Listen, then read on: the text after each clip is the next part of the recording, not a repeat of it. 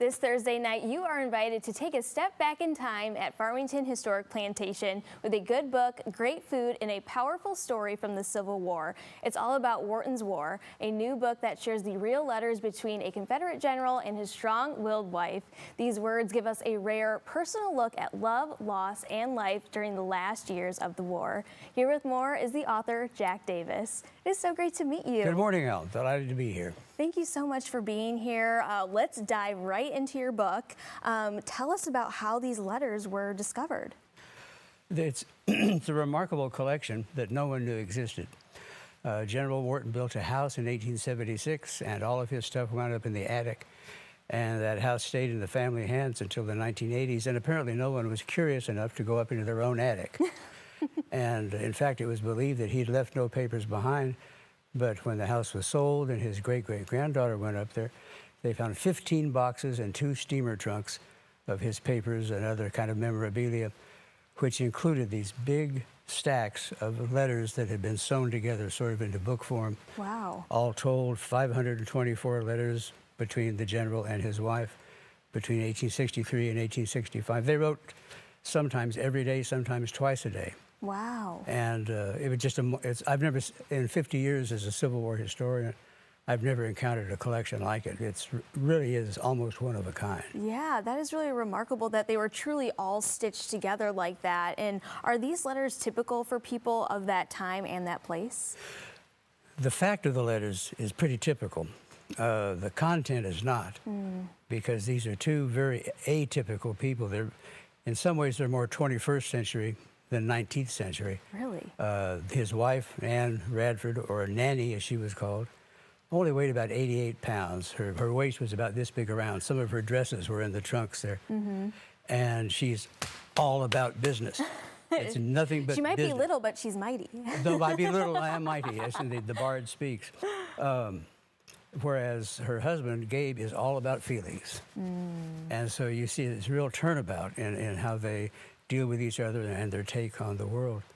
But fortunately, they're both very well educated. He went to the Virginia Military Institute. She went to a local private academy in Roanoke, Virginia. So they're incredibly literate, which makes editing letters like this a real challenge, because I had to learn a lot about Scottish poets of the 1800s, whom I had never heard of, but they're constantly throwing quotations back and forth at each other. They comment on virtually everything. She especially comments on politics and generalship. She doesn't think Robert E. Lee's that great a general. And he's talking about literature, mostly about love. And this may be typical, I think. Yeah. There's a lot of mush in these letters. They're deeply, deeply in love with each other in a way that perhaps couples today can't be, because we have so many other distractions. Yep. But they didn't. And it's very, very touching, though repetitive at times, to see, especially from Gabriel, a general in the Confederate Army, the depths of his affection and commitment to his wife, Nanny. He's absolutely besotted with her. I love to hear that, because something like that, like you mentioned, in today's world, we do have all these distractions, our phone especially, social media. So like connections like that are so hard to have, something so deeply like that. And it was not unknown in that era. People would be so invested, so committed to each other, that if one of them died, the other one might just go to bed, turn their face to the wall, and will themselves not to live. Wow.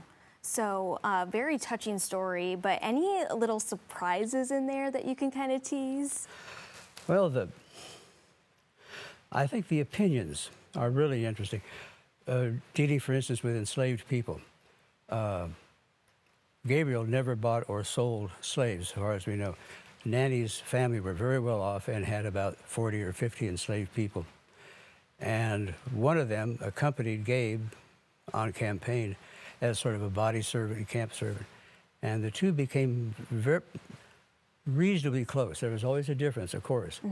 But the big surprise to me was that when Gabe suspected that this young man named William might try to run away to Yankee lines and escape to freedom, he called him in and chewed him out not for wanting to do that, but for not telling him first, because Gabe said he would provide him with a horse and money to help him get across the lines. So here's a man representing a slaveholding nation trying to help one of the slaves escape. Wow. He didn't, in fact.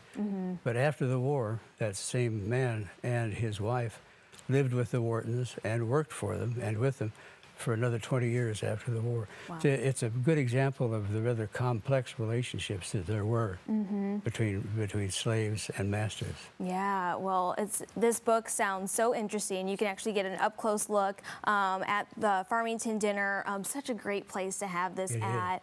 And what are some, when exactly is this happening? It's going to be Thursday. There are still tickets available. The dinner is at 6 o'clock, and we'll be doing a presentation at about 6:30 of a conversation that I've put together between Gabe and Nanny. A local actress, Rena Brown, will be portraying Nanny.